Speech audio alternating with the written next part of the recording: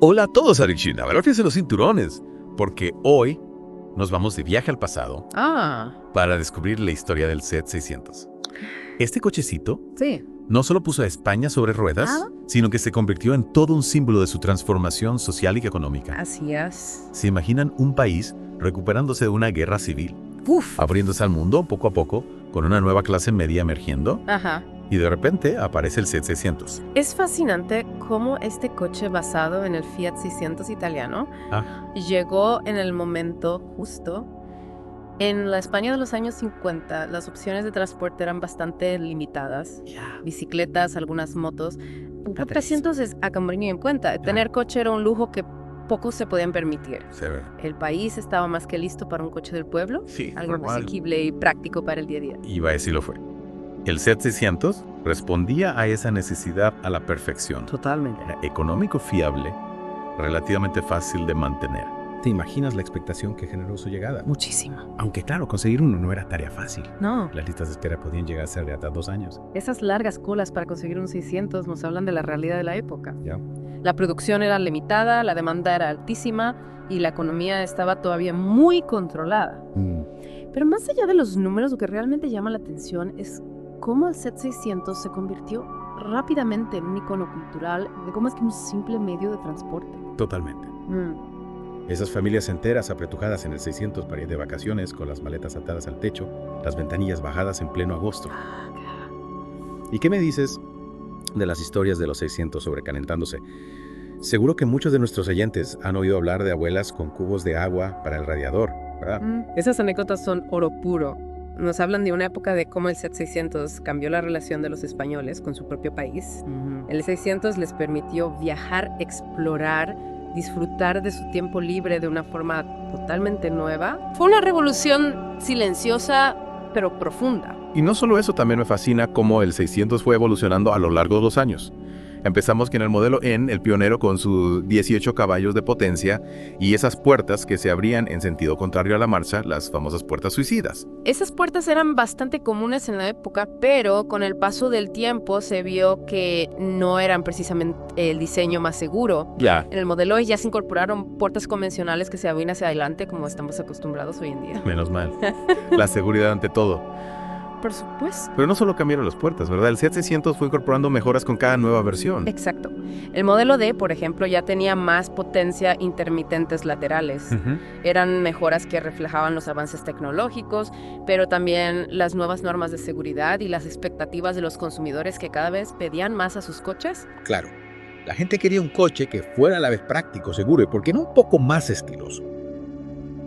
Y hablando de estilo, ¿sabías que el Seat 600 también tuvo su momento de gloria en el mundo de la competición? Ahí va una sorpresa para muchos. Aunque parezca increíble, este pequeño utilitario con su motor trasero y su tracción trasera demostró ser sorprendentemente competitivo en carreras de rally y en circuitos. Ahora sí que me has dejado con la boca abierta.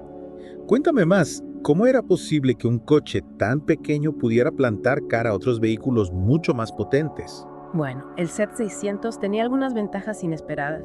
Su ligereza, su agilidad en las curvas y la posibilidad de modificarlo para sacarle un rendimiento extra lo convirtieron en un rival a tener en cuenta. Imagina esos 600 de carreras con motores potenciados, carburadores, dobles suspensiones más duras, neumáticos más anchos, eran auténticas balas. ¡Qué pasada! No me imagino la sensación de pilotar uno de esos 600 modificados a toda velocidad por un circuito. Debía ser una experiencia increíble. Sin duda. Y lo que es más importante, la participación del Seat 600 en la competición ayudó a impulsar el desarrollo del automovilismo deportivo en España. Había preparadores famosos como Juncosa que se especializaron en transformar estos 600 en auténticas máquinas de carreras. Es un ejemplo de cómo la pasión por el motor y un poco de ingenio pueden dar lugar a resultados increíbles. Me encanta cómo estamos descubriendo todas estas facetas del Seat 600. Empezamos hablando de un coche familiar, y ahora resulta que también fue un pequeño bólido de carreras. ¿Quién lo iba a decir? Y esto es solo el principio. El Seat 600 tiene muchas más historias que contar. ¿Qué te parece si después de una breve pausa exploramos su legado y su impacto en la propia marca Seat? Me parece una idea genial. Volvamos en un ratito para seguir profundizando en la fascinante historia del Seat 600.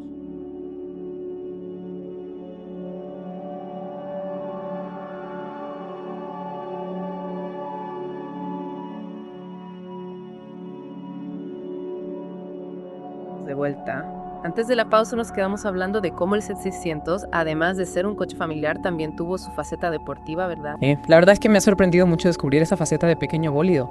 ¿Quién iba a pensar que este cochecito que asociamos con viajes tranquilos y familiares podía correr en circuitos y rallies? Me ha dejado con ganas de saber más sobre su legado. Pues precisamente de eso vamos a hablar ahora. El éxito del C600 fue tan rotundo que marcó un antes y un después para la marca Seat, sentó las bases para la Seat que conocemos hoy en día. ¿Cómo fue esa evolución? ¿Qué modelos vinieron después del 600? Bueno, tras el éxito del 600, Seat siguió apostando por coches prácticos y asequibles, pero con mejoras que respondían a las nuevas necesidades del mercado.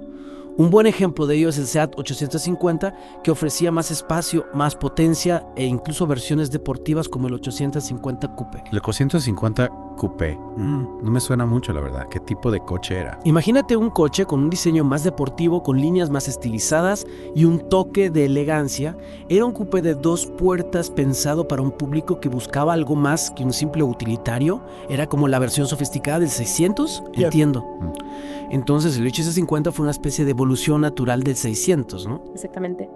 Pero la verdadera revolución llegó un poco más tarde con el Seat 127. Este modelo marcó un antes y un después al ser el primer Seat con tracción delantera. Ah, claro, la tracción delantera. Eso significa que el motor impulsa las ruedas delanteras en lugar de las traseras como en el 600. Correcto.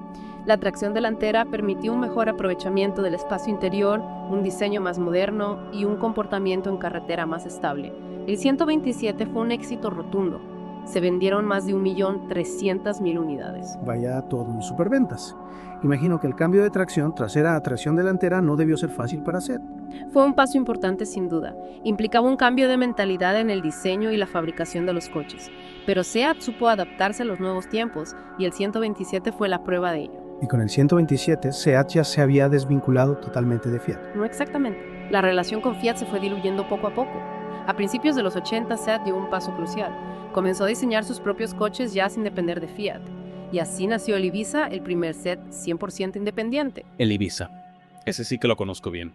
Fue un coche que marcó toda una generación. Recuerdo perfectamente cuando salió al mercado, era un coche moderno con un diseño atractivo.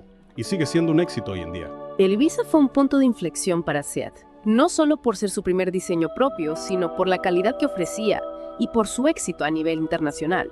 El Ibiza puso a Seat en el mapa mundial. ¿Y quién diseñó este coche tan icónico? El diseño del Ibiza corrió a cargo de Giorgetto Giugiaro, uno de los grandes nombres del diseño de automóviles.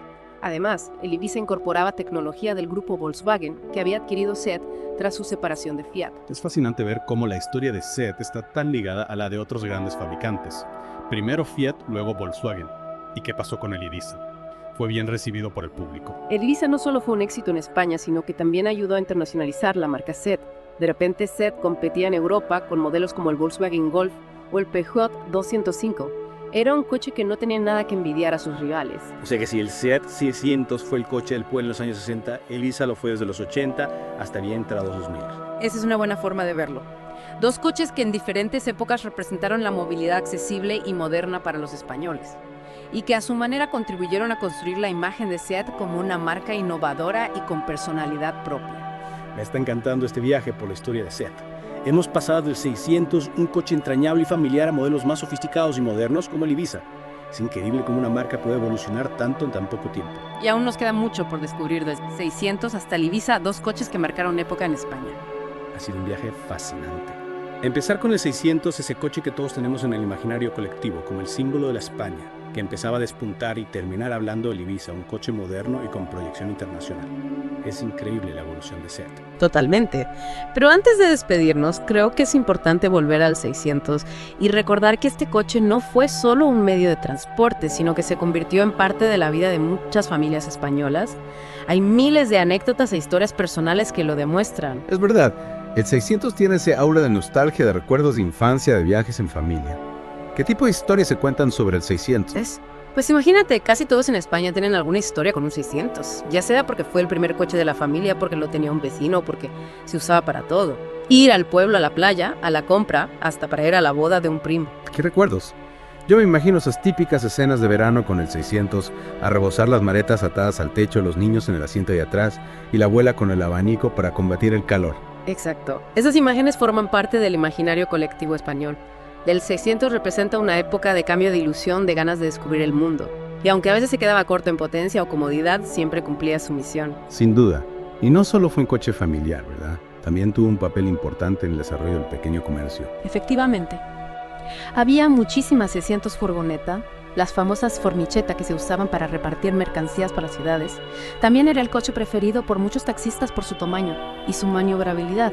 Era un coche todoterreno. Es increíble cómo este pequeño coche se adaptó a las necesidades de la sociedad española. Y hablando de adaptarse, no podemos olvidar su faceta deportiva. Esos 600 modificados para competir en carreras, menuda sorpresa. Lo que demuestra que con ingenio y pasión se puede conseguir cualquier cosa. Esos 600 de carreras con motores potenciados, suspensiones más duras, eran auténticas máquinas. ¿Y qué ha sido del 600 hoy en día? ¿Se siguen viendo por las carreteras? Claro que sí. Aunque ya no se fabrica, el 600 se ha convertido en un coche de culto. Hay clubs de fans, concentraciones de empresas que se dedican a restaurarlos. Es un coche que despierta nostalgia, pero también admiración por su diseño, su historia y su capacidad para conectar con la gente. Y hasta aquí, nuestra inmersión en el mundo del SEAT 600. Un coche que, como hemos visto, es mucho más que un simple vehículo. Es un símbolo de una época, un reflejo de la sociedad española, un pedacito del corazón de muchos, y un claro ejemplo de cómo un pequeño utilitario puede llegar a convertirse en un icono. Esperamos que hayáis disfrutado de este viaje al pasado con nosotros. Y si tenéis alguna historia o recuerdo con el 600, no dudéis en compartirla con nosotros. Hasta la próxima.